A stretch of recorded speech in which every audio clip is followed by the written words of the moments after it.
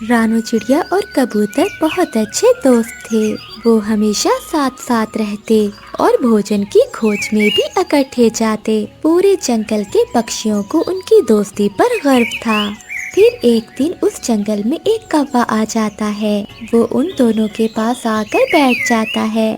मेरा नाम कालू है। मैं आज ही इस जंगल में आया हूँ। किक्कर के बड़े पेड़ पर है मेरा घोंसला। क्या आप दोनों मुझसे दोस्ती करोगे? हम दोनों दोस्त हैं और एक दूसरे के लिए हम दोनों काफी हैं। हमें कोई शौक नहीं ऐसे राह चलते पक्षियों से दोस्ती करने का। मेरा संबंध चील के परिवार से है। अगर मेरे साथ दोस्ती करोगे तो सुरक्षित रहोगे। क्या चील आपके जानने वाली है? तो और क्या, अभी अभी मैं चील दीदी के पास चाय पी कर आया हूँ। मेरी तो पुरानी जान पहचान है इस जंगल की चील से। जो मेरा दोस्त बनेगा वो पहाड़ों से भोजन भी खाएगा। पहाड़ों पर तो वो चील रहती है, हम तो कभी नहीं गए उस दिशा में। इसीलिए तो मैं बता रहा हूँ, कौवे से दोस्ती करो और पूरा जंगल घूमो फिरो, कोई डर नहीं होगा। फिर कबूतर कौवे की बातों में आ जाता है। तो फिर आज से मेरी और आपकी दोस्ती पक्की हुई। कबूतर, ऐसे किसी अजनबी से दोस्ती करना अच्छा नहीं। ये कौवा हमें कोई नुकसान भी पहुंचा सकता है। परंतु कबूतर चिड़िया की कोई बात सुने बिना कौवे के साथ वहां से चला जाता है। यहाँ तो तरह तरह के फल हैं और हम हैं कि घने जंगल में भोजन के लिए मारे मारे फिरते हैं।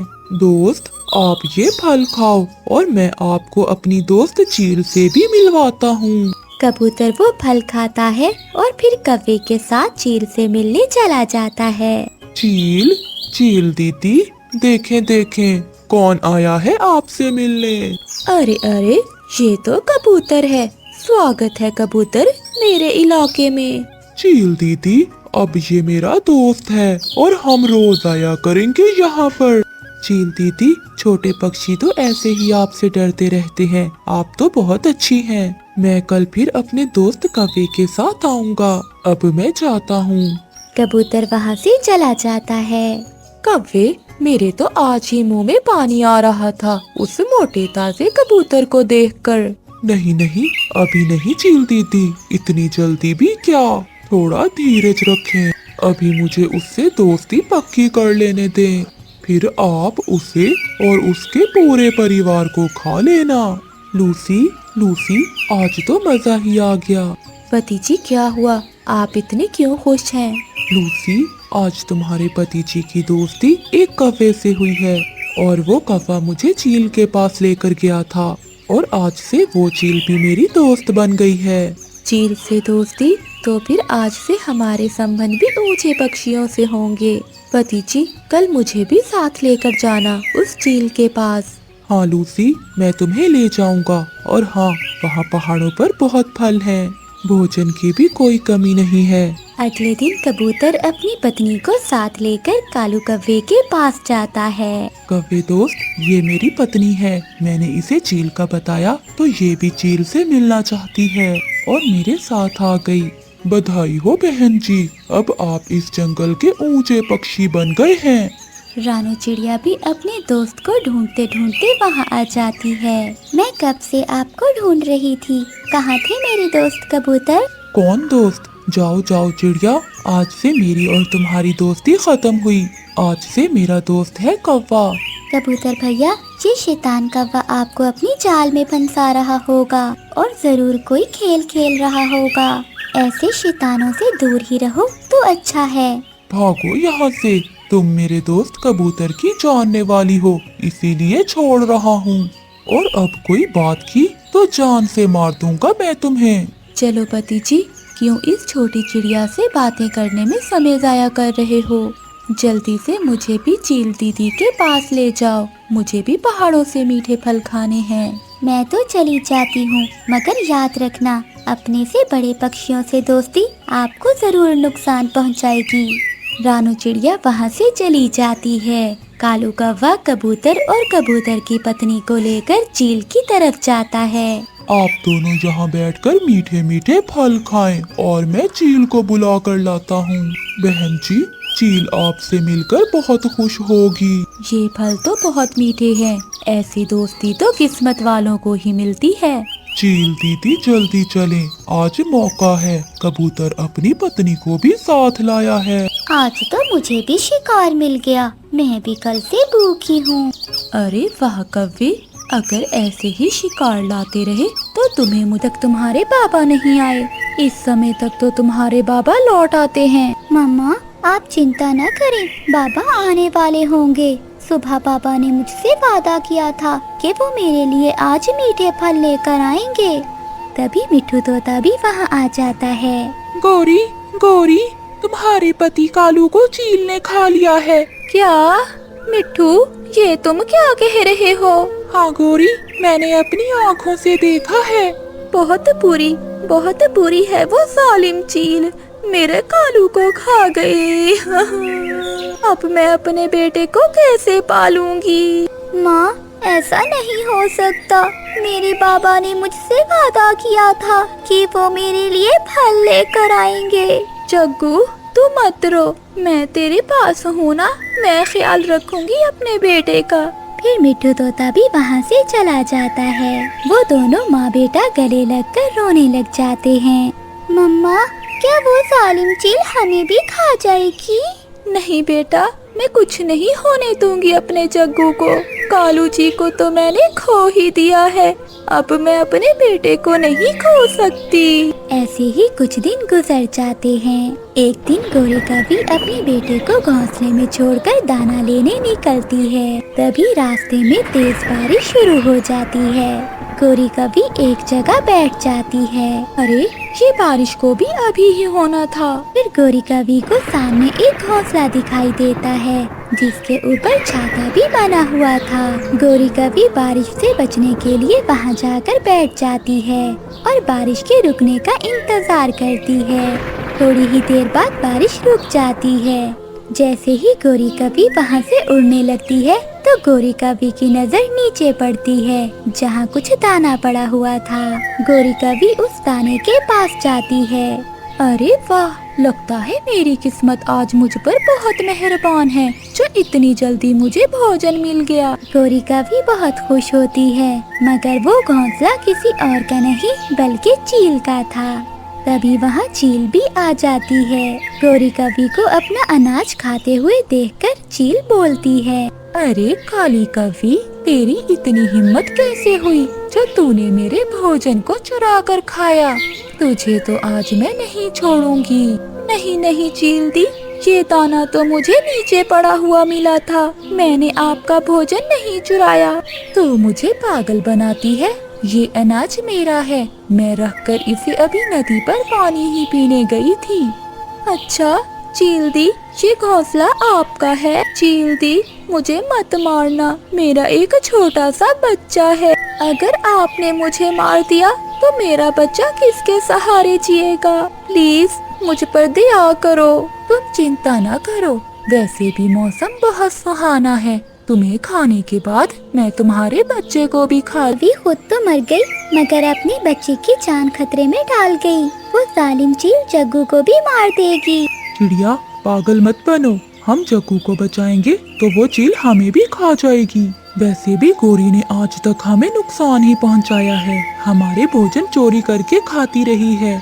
कबूतर भैया आप इतने स्वार्थी कैसे हो सकते हैं? गोरी के पूरे कर्मों की सजा हम उसके बच्चे को तो नहीं दे सकते। कबूतर भैया अगर हम जग्गू को ऐसे ही मरने के लिए छोड़ देंगे तो गोरी और हम में क्या फर्क रह जाएगा? चलिए कबूतर भैया, हमारे पास समय थोड़ा है। फिर कबूतर भी रानू चिड़िया की बात मान लेता है और वो दोनों जग्गू के पास जाते हैं।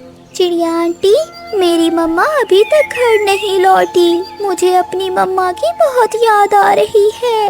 जग्गू बेटा मत रो, आपकी मम्मा अब कभी लौट कर नहीं आएगी, आप चिंता न करो, आज से मैं आपकी मम्मा हूँ और मैं ही आपका ख्याल रखूंगी।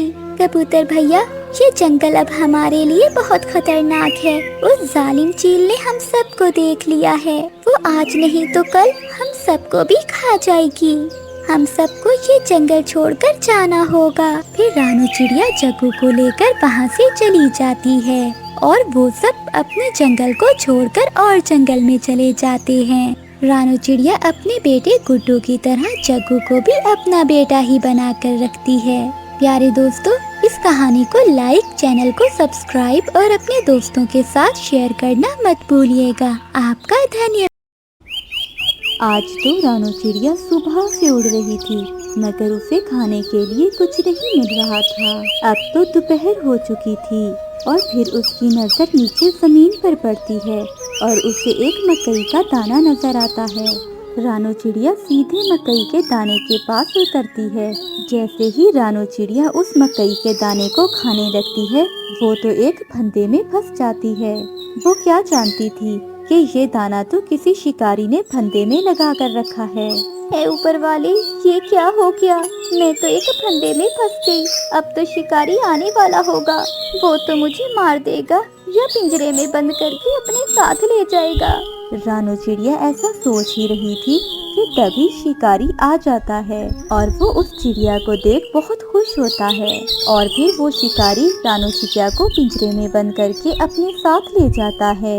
इतना समय तो मम्मा ने पहले कभी नहीं लगाया। न जाने आज मम्मा कहाँ चली गई।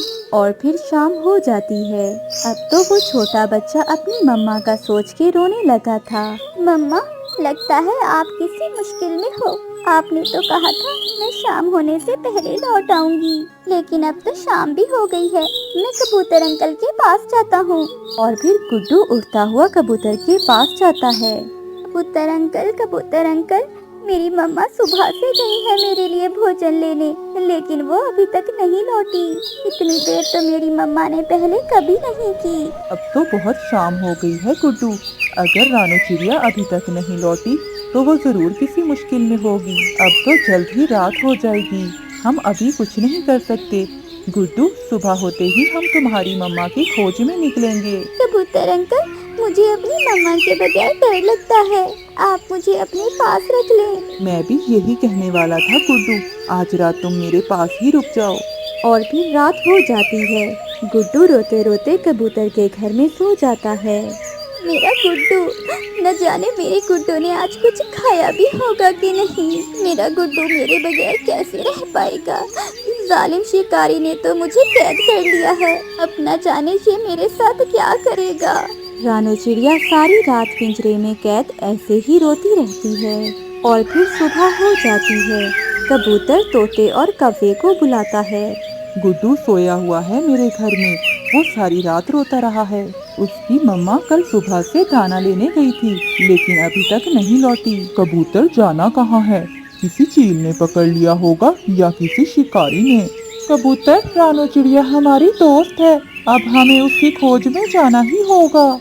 हम ऐसा करते हैं कि कबूतर और मैं रानू चिड़िया की खोज में जाते हैं और तोते, तुम गुड्डू का ध्यान रखना। वो छोटा है, अगर हम सब चले गए तो वो रोता ही रहेगा।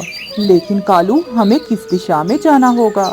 कबूतर, सबसे पहले हम पास वाली इंसानों की बस्ती में जाते हैं। मुझे पूरा विश्वास है अगर रानू चिड़िया को किसी शिकारी ने पकड़ा होगा तो वो जरूर हमें पास वाली बस्ती में दिख जाएगी। फिर कालू कौवा और कबूतर रानू चिड़िया की खोज में पास वाली बस्ती में चले जाते हैं और जल्द ही वो इंसानों की बस्ती में पहुंच जाते हैं। वो देखते हैं कि एक घर के बाहर पिंजरा लटक रहा है जिसमें रानू चिड़िया को कैद किया हुआ है। कालू, मिल गई, रानू चिड़िया मिल गई। ये आसान नहीं है किसी इंसान से आजाद करवाना। हमें कोई ना कोई उपाय ढूंढना होगा।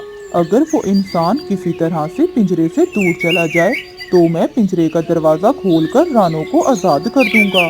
कालू, मेरे दिमाग में एक तरकीब है। मैं ऐसा करता हूँ कि इस इंसान से दूर जाकर बैठ जाता हूँ और फिर ऐसा नाटक करूँगा कि मैं मर गया हूँ और फिर वो इंसान जैसे ही मेरे पीछे आएगा तो तुम जाकर पिंजरे का दरवाजा खोल देना। कबूतर यार, बात तो तुम्हारी ठीक है, लेकिन तुम थोड़ा दूर ही रहना।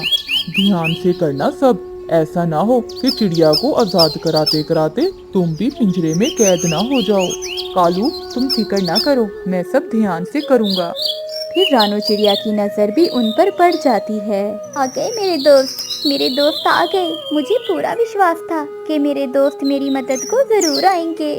फिर कबूतर उस इंसान से थोड़ा दूर जाकर बैठ जाता है जैसे ही उस इंसान की नजर कबूतर पर जाती है, कबूतर पेड़ पर बैठा बैठा नीचे गिर जाता है।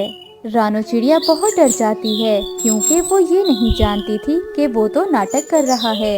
ए इंसान, वो कबूतर मर रहा है, उसे बचाओ।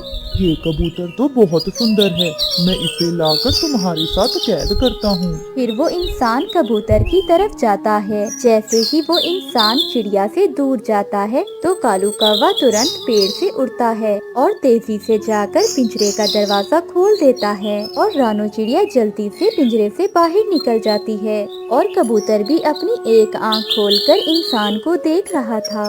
जैसे ही इंसान कबूतर के पास आता है, कबूतर वहाँ से भाग जाता है और वो तीनों ऊंचे पेड़ पर बैठ जाते हैं।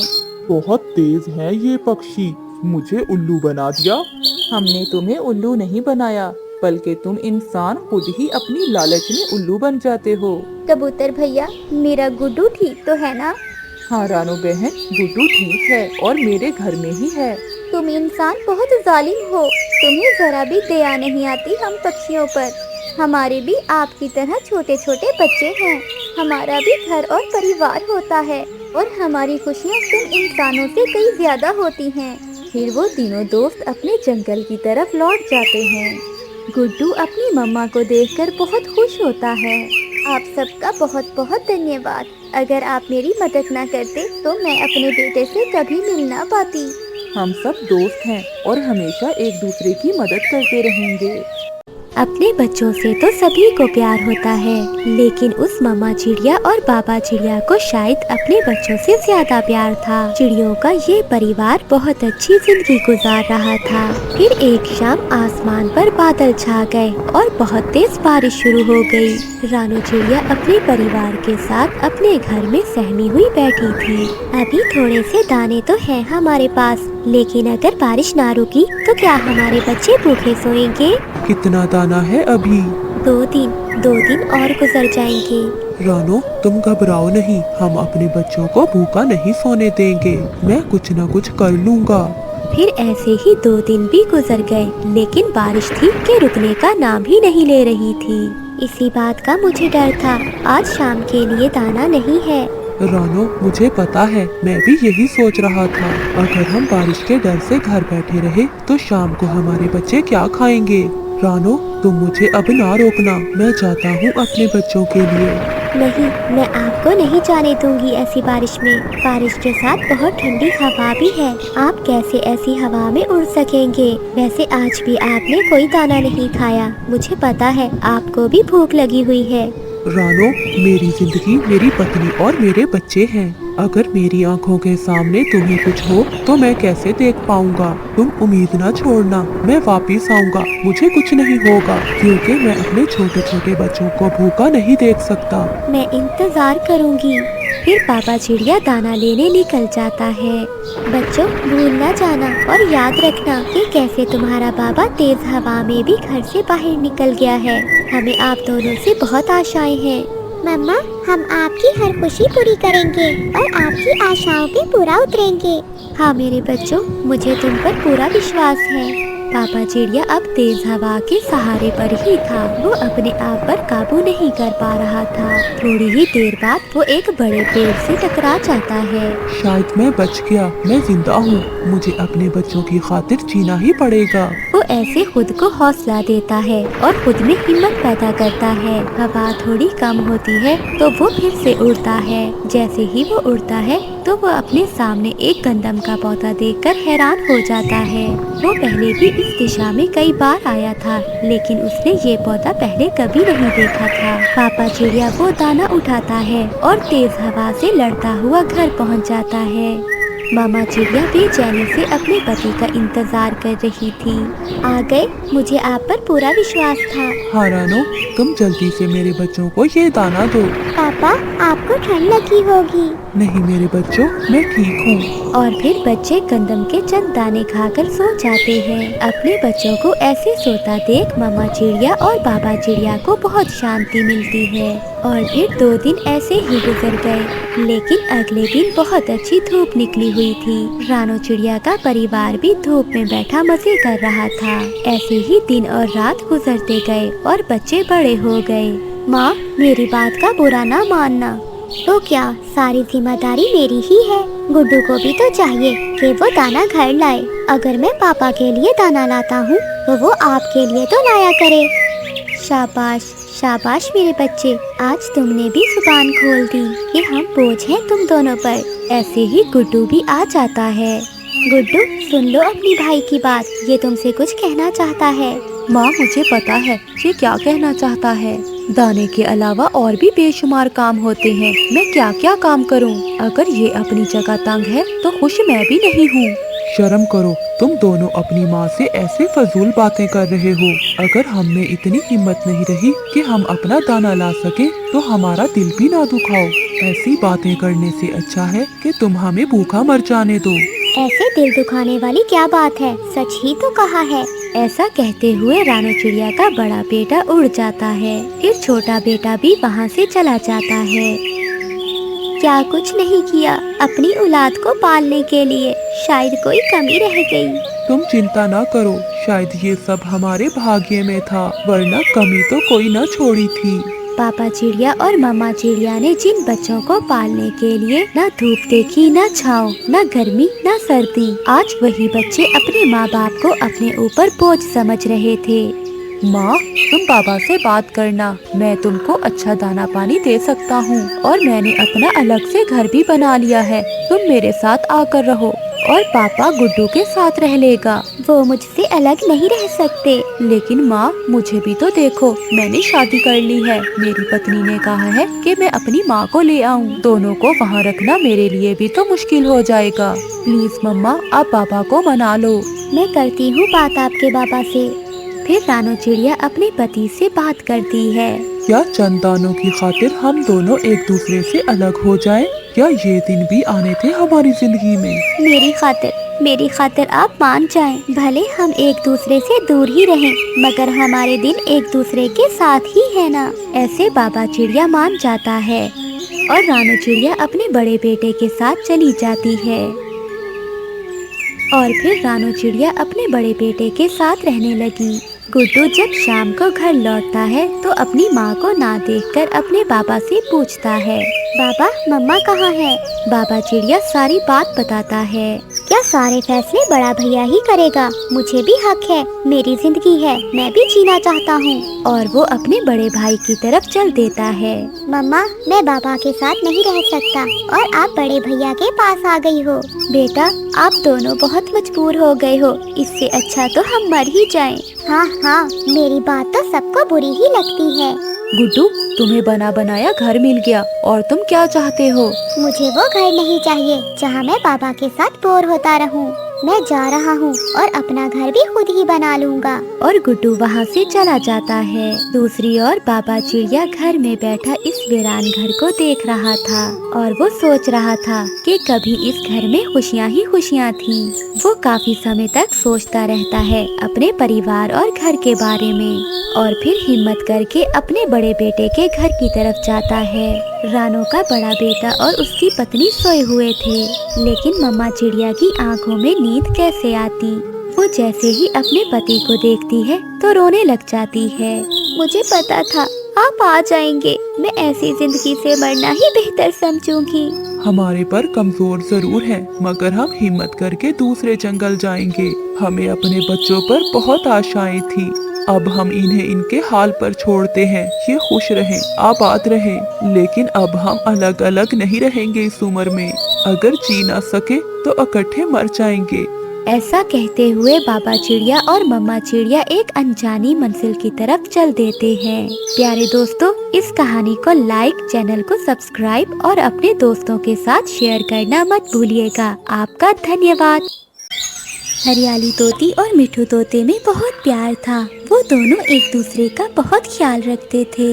हरियाली, कौवे हर रोज इंसानों की बस्ती में जाते हैं। आज मेरा भी मन कर रहा है कि इंसानों की बस्ती। मिठू का गम बहुत बड़ा था, मगर अब समय ही उसके दुखों का मरहम था। प्यारे दोस्तों, इस कहानी को लाइक, चैनल को सब्सक्राइब और अपने दोस्तों के साथ शेयर करना मत भूलिएगा। आपका धन्यवाद।